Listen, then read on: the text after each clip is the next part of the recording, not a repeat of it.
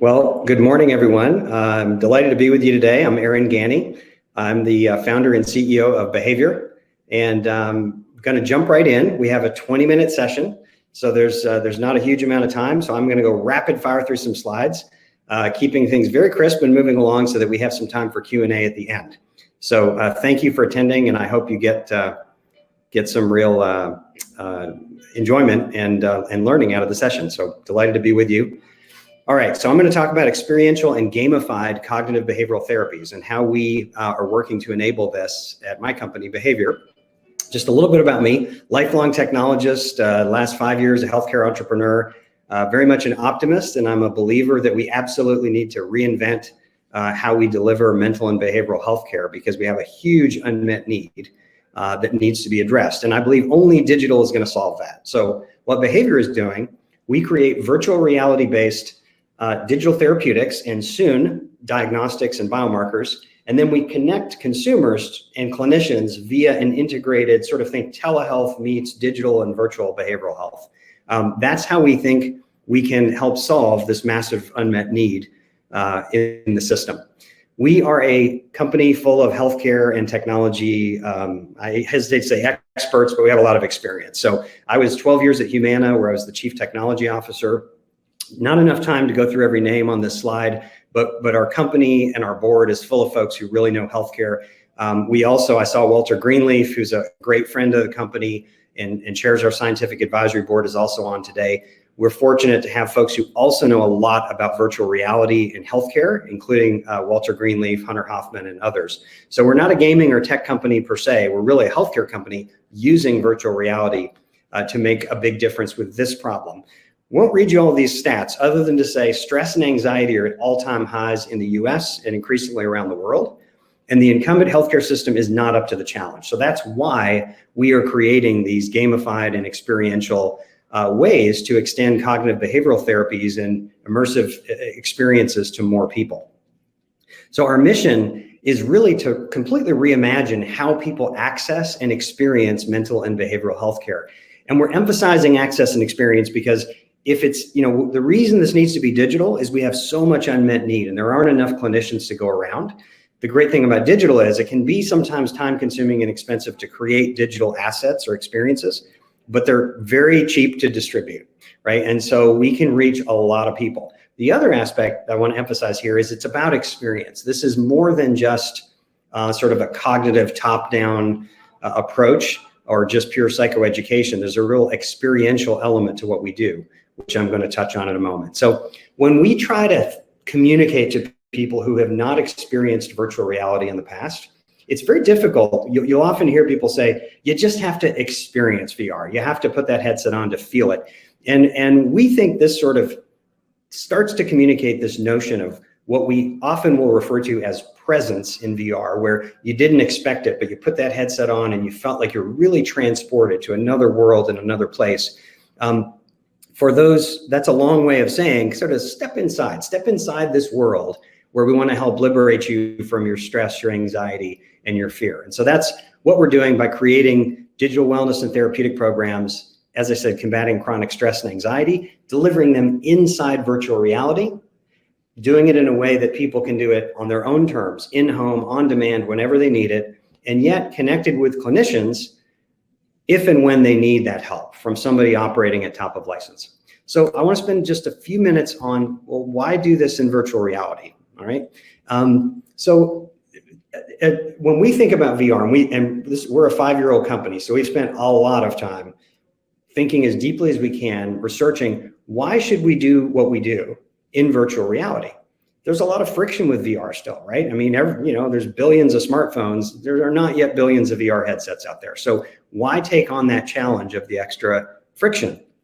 Well, fundamentally, it's because we believe that the power of the medium is such that it is next level stuff. It is exponentially more powerful when used in the appropriate ways than smartphones. So one way to think about that is when we're teaching people things, VR is more engaging beyond just cognitive sort of top-down learning. If you read a book, that's cognitive learning, right? It's all sort of symbolic. You're reading, you're translating that into things that hopefully you remember.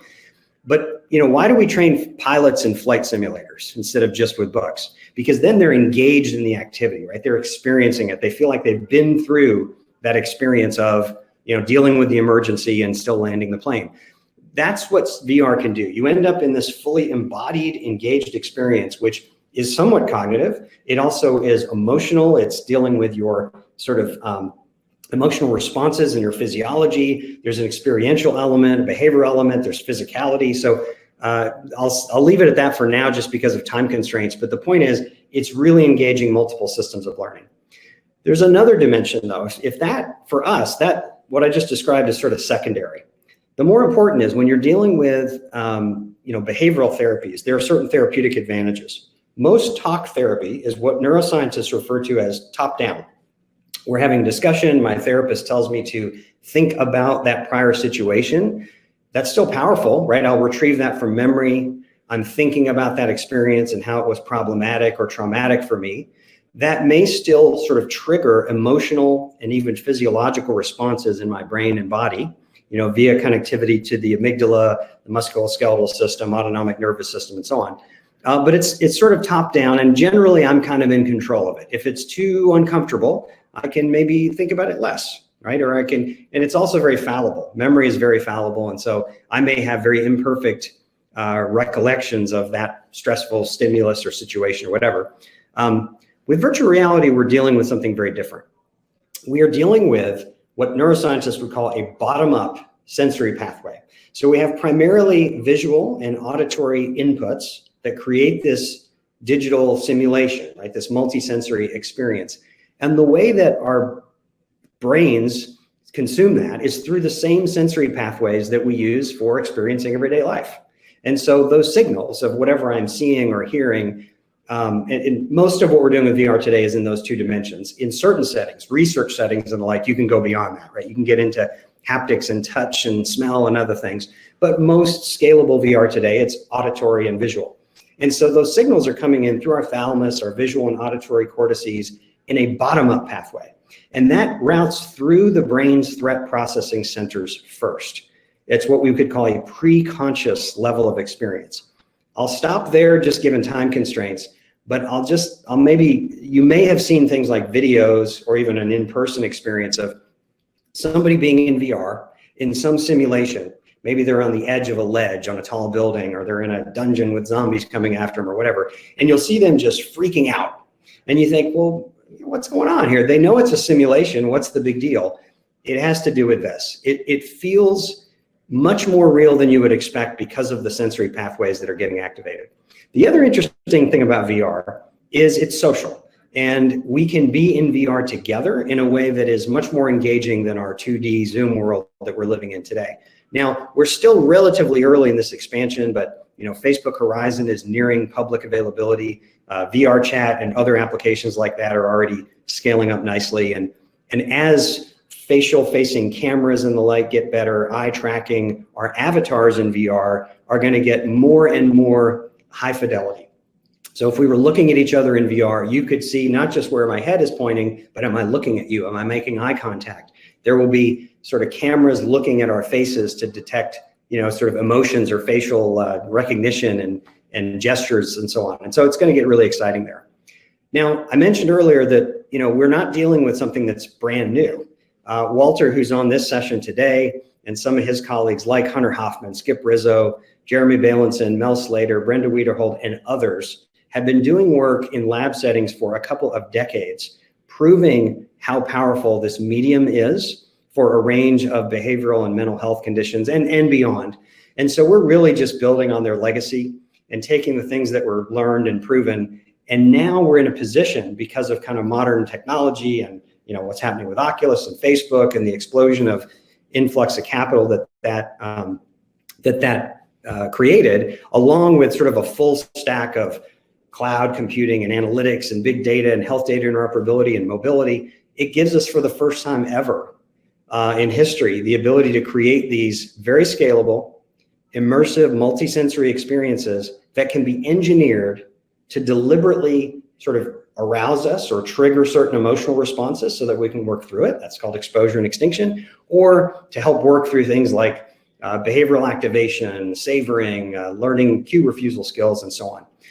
So in spite of all that prior research, which proved a lot of stuff, the even better news is when you look at what's happening with growth of research related to VR in medicine, that curve is going exponential as well. So our collective knowledge about how to use this medium and how to use it powerfully is headed very much in the right direction.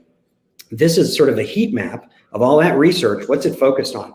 You see a couple of real hotspots. One is around rehabilitation and sort of think physical neuro rehab, Parkinson's, stroke, et cetera. Makes perfect sense, right? You can do this multi-sensory physical simulation experience. And then on the top right, you've got things like surgical training and simulations for training purposes. And there's some great things happening there. Where behavior works is sort of in this top left area around, exposure therapy, dealing with stress, anxiety, and so on. I won't spend much time here. We have sort of embedded in our program something we call stress, anxiety, and fear extinction.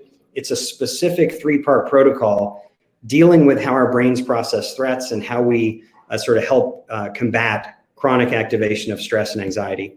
But I want to sort of dig deeper into this notion of gamifying and creating experiential CBT. So we create programs.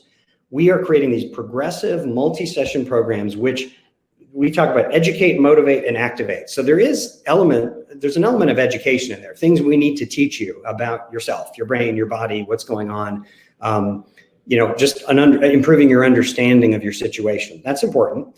And as we talked about, learning in VR is really, really powerful. Then we also do motivational interviews and patient narratives. This is sort of tapping into the emotional part of VR, where you feel like you were there and you connected with that situation or those people. VR has famously been called an empathy machine by Chris Milk at Within.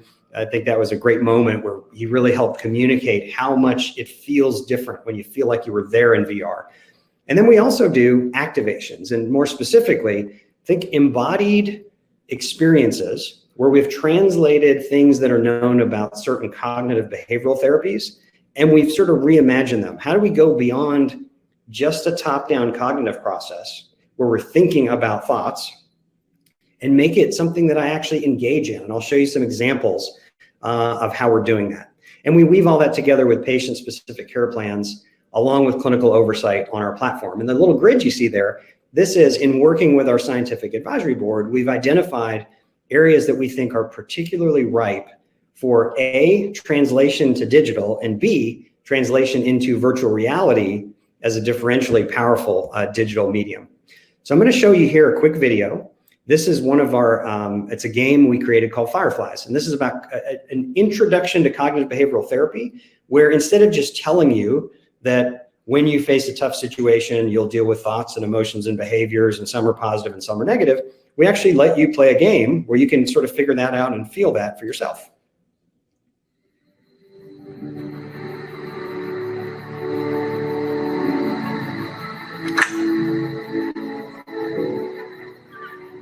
So there's the stressful stimuli or stimulus. And now what I'm doing is I'm looking at these thoughts, emotions, and behaviors with different colors. I'm thinking about those. I'm deciding which would be positive responses, whether they're positive thoughts, emotions, or behaviors, and which are negative. And the metaphor is you want to capture the positive ones.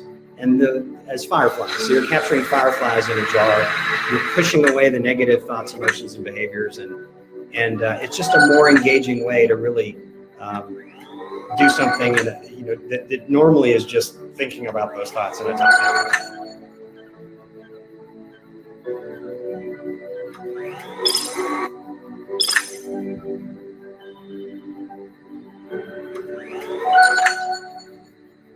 All right.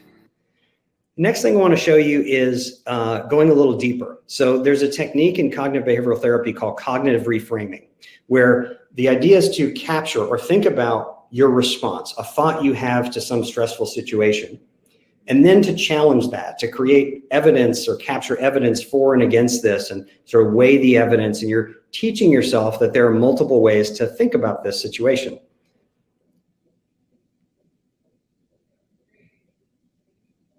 Welcome back to the Woods of Wisdom. Head over to the wall to select an anxious thought to work on reframing today. That's Ari, our AI assistant that guides you through this exercise. Great work. Welcome back to the orchard.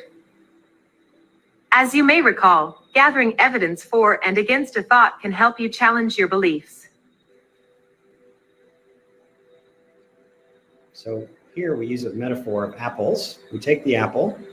I have seen someone laugh at me before when I spoke up. We record evidence in favor of or against the negative thought. And we do a speech to text analysis and we record that and put that into your learning record for you to reference later. So you're getting very engaged. It's possible that I just feel like I'm making a fool of myself, but others don't think that way. So this is sort of patient driven, the evidence for and against. We record all of that, put it in your record for you to reference Now later. let's reframe the thought in your lantern. And then Can you think of a more balanced and positive way to look at it?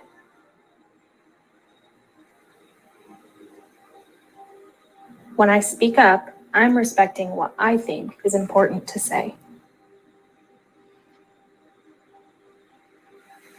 Take a look at your reframed thought.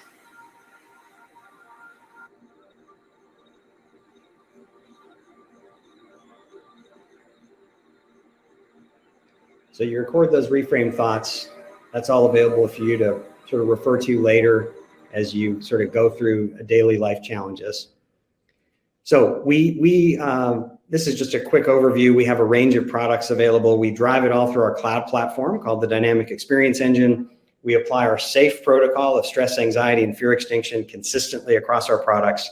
And then we have programs for pain, chronic stress, and workplace and perinatal mental health available today. And we're developing a new social anxiety application, which will start as a wellness app and then progress to a digital therapeutic, which will be available early next year. And then we have a whole sort of roadmap with our pharma partners to address other stress and anxiety and fear-related disorders. Busy slide here. Some of you might be wondering about sort of the connection between creating these sort of games or wellness programs and how does that become a digital therapeutic? This is a busy slide, but what it's telling you is, unlike a drug development, where it's sort of very structured and linear, and at any point in that process, you could have a problem, it doesn't work, or there are side effects, or it's dangerous, and that drug compound candidate is now, a failure. So it's very binary.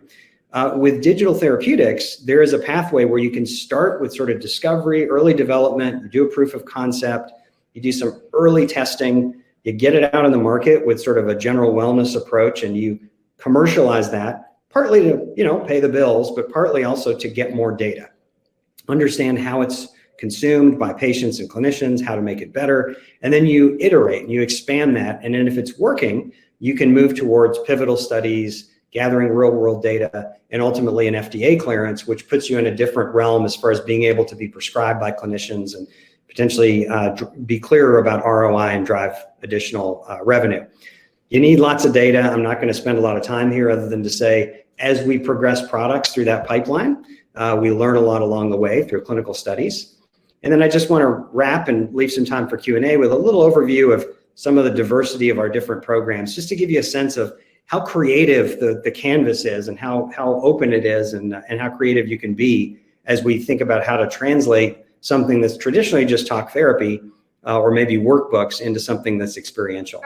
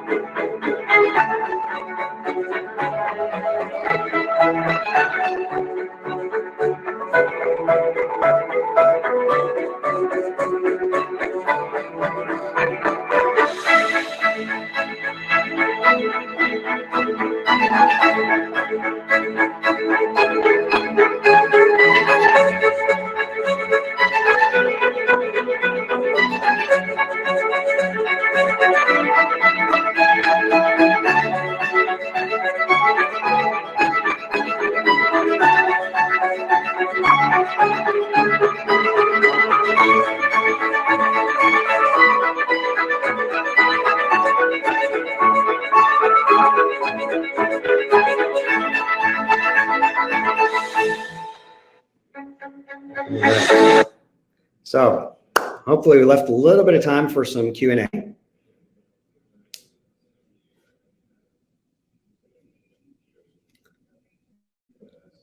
All right. Michael, are there not concerns on the availability of VR treatments for those without access?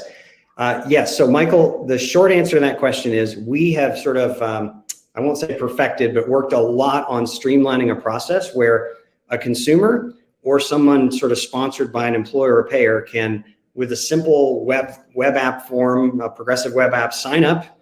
A headset shows up to their house 2 days later, completely configured. They use it for the progression of their program through a few weeks or months, and they ship it back. And then to the point of low income, we even have a program with our new perinatal mental health where we're about to do sort of give back programs and sort of buy one, get one. You know, those who can afford it can help provide access to others. All right, so we see a lot of questions coming in. By the way, I know our time is going to end, but I'm happy to go longer for those of you who want to hang around. Misha, where can I try this? Please check us out on behavior.com. What are the unique advantages of VR versus conventional in-person? Eloise, I'd say one key advantage is just by going digital at all, you create convenience, right? So this could be available at 3 a.m. in my home if that's when I'm in crisis or need help. And so it's really about access and convenience and, of course, much lower cost. There are significant constraints in the system with having trained therapists even available that are taking new patients. And of course, we humans are expensive. So digital is an order of magnitude cheaper and of course, much more scalable. VR with PC connections or mobile, we use mobile exclusively. It's really the only way to scale this. It does require you to be much more limited around things like graphic fidelity and so forth, but that's resolving in a way that you would expect technology curves to resolve. And it continues to get better and better every year, and it's going to continue to do that. Is there both a gaming part and a narrative part? Which aspects deal with therapy, the gaming parts or the story parts? It seems more about making people aware. Yeah, so Tony, I'd say there's a diversity of content, right? So the educational stuff can sometimes be, we have Dr. Bucher, our CMO, is there as like a hologram, and he's just teaching you something. So it can be sort of didactic, almost, educational. And then there are aspects that are patient narratives, like storytelling. Let's meet Sally and hear her journey of how she got over chronic pain, and you feel like you're there in the room with her. Gaming parts, that's where we've taught you a technique like reframing, like the Fireflies thing you saw. One thing I didn't show you, there was a quick view of it in the summary video where you're doing social challenges in our social anxiety program.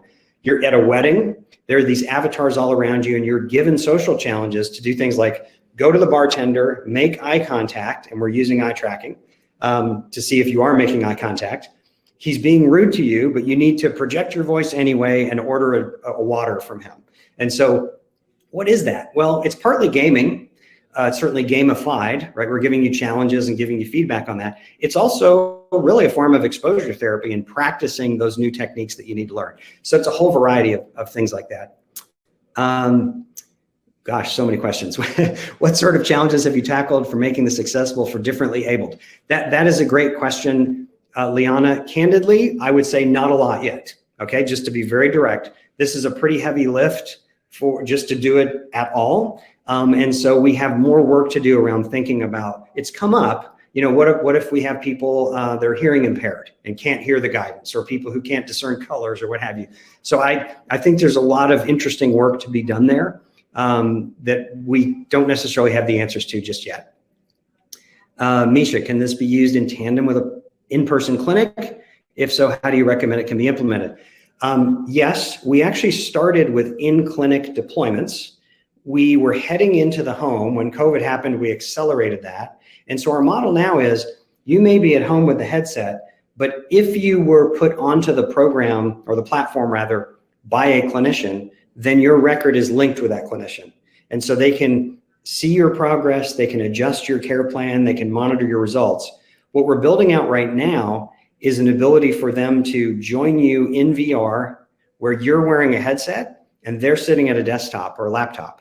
Because if a clinician, you don't want to spend 8 hours a day in VR, right? That's not practical, it's not comfortable. But imagine you're the clinician, you're sitting at a laptop or a desktop computer, And yet we can, with a camera, put you into VR as an avatar and have you join your patients and get into interactive. So we're working on that right now. Let's see, Walter, thank you for helping me field these questions. I really appreciate it. Daniel, products for amputees, e.g. phantom pain, or getting prepared for a prosthesis. Great question. I don't know about the prosthesis preparation. There are some programs around phantom pain. You should check out a company called Karuna VR, K-R-U-N-A. Lincoln and his team there, they're doing some really cool work around phantom limb pain, complex regional pain syndrome, etc. Kate, do I work with art therapists? No, we have artists and we work with therapists. We haven't done art therapists, so that's a new one for me. The inputs on visuals for mental health. So we start with, I skipped over this pretty quickly, or maybe I didn't even mention it, but in our DNA is we do a lot of partnerships. Every program we have built, you might have noticed when I showed you the products, there were these logos. Every product we have built in conjunction with some organization that has deep clinical domain expertise, like Evidence in Motion in Chronic Pain, the Hoag Women's Health Institute for Perinatal Mental Health, and so on. And so what we do is start with clinicians, start with what's known in sort of clinical practice and evidence-based protocols. Then we do the translation into VR, and that is a process that's very creative. It's part clinical, it's part product, it's part artists and creatives on our team, and then we sort of translate that. So we definitely try and start with evidence-based with a lot of clinical oversight by our CMO and our strategic advisory board. Okay, let's see. It's more questions than I can answer, it looks like, so I apologize. Erica says, I don't know that you can get over chronic pain. You learn to manage chronic pain. Great point. Our pain program is actually called Pain Neuroscience Education, and it is, the partnership there was with Evidence in Motion and Dr. Adrian Lowe. It has a lot to do with exactly what Erica said, basically. You teach people about pain, how it works in the brain and body, techniques for dealing with flare-ups and keeping them down with mindfulness practice and other things, emotional regulation, skill building. And we literally have many patient testimonials where they say exactly what Erica said. The pain isn't necessarily gone, but it stops being such a huge hindrance in my life and my quality of life improves. I'm going to keep going. Yeah, I got time, and my understanding is you can leave whenever you want, but they won't cut us off. Mickey says, does this have modules for building psychological flexibility or enlisting IoT devices in the player's goals rather than the devices or places goals? I'm not sure if I understand the question exactly, Mickey. I'm not sure how to answer that. Psychological flexibility, I think with our exposure therapy scenarios and social challenges, I think we're building that. Not sure about the IoT question. I apologize. Tony asks, are therapists present during all of the times the participants use these programs? No. The answer is no. We've built this so that there can be asynchronous clinician control. So when we started in clinics, your clinician would say, okay, Tony is in this program, in this headset, he's going to run these modules, go, and then he can go off and do something else while Tony does the program. As we extended to the home, that asynchronous mode was sort of perfect because the clinician can just check in and monitor progress. I mentioned we're building this aspect where the clinician will be able to join you in the program, like Wizard of Oz style, and control the experience, which we can do now, but like they're in there with you. So that'll be coming in the future. Eloise, are there VR treatments for adolescent mental health? That's a good question. I'm not aware of a specific program for adolescent mental health. Walter might know. We have some friends in the business, Limbics, that used to be in the VR space. We actually did a partnership with them and ended up folding their VR content into our own library. They're doing some cool stuff around adolescent mental health on smartphones. It's called Spark. So you might want to check that out, Eloise. I don't know of a specific adolescent targeted VR program. Erica, glad to hear that you're supportive, and glad to hear that you had progress in your own life. We're humble about what we don't know, right? All this stuff is complex. That's why we do these partnerships. Oh, look at that. Lacey has okay, Shadow's Edge. So Erica, Lacey's got some help for you. All right. Hopefully that was helpful. I'm trying to power through all those questions. Let me share one more thing. If you have other questions that we didn't get to, I'll put my email here. feel free to email me. We're also at behavior.com. And I would be happy to answer questions that I can and connect you with others who can help. So thanks so much, and I hope you all have a great day and a great conference.